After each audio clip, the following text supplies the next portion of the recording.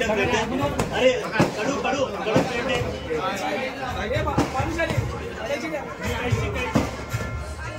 बाजूला बघा जरा भानुशाली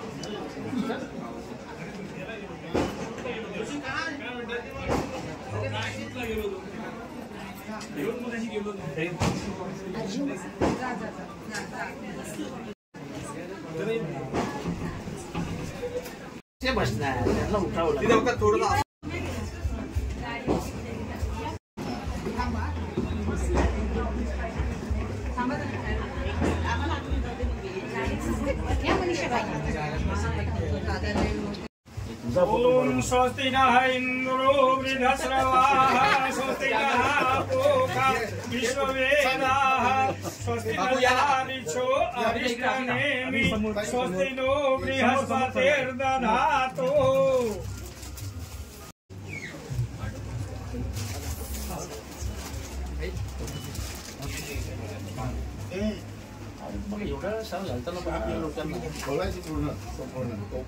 संपूर्ण खोली नाही समोर एकच बुक आहे ना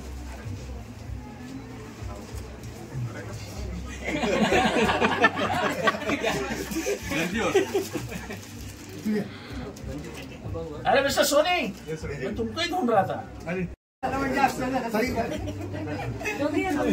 साहेब या तुम्ही अरे मी आहे ना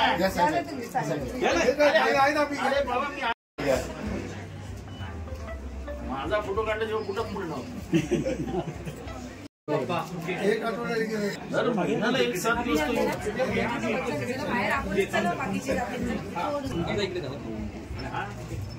ओके मित्र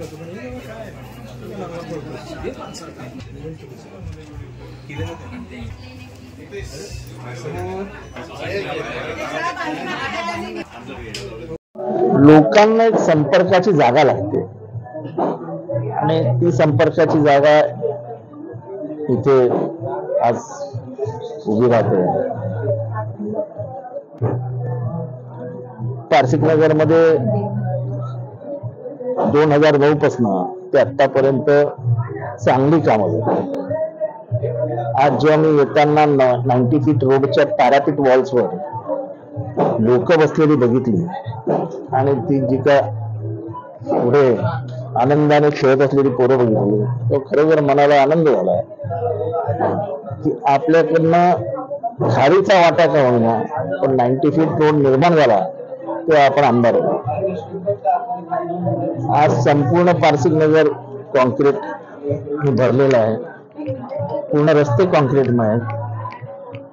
मला मागे एकदा पारसिकनगरच्या एका नागरिकाने झाडावर बसलेले 10 पोपटांचा फोटो पाठवलेला।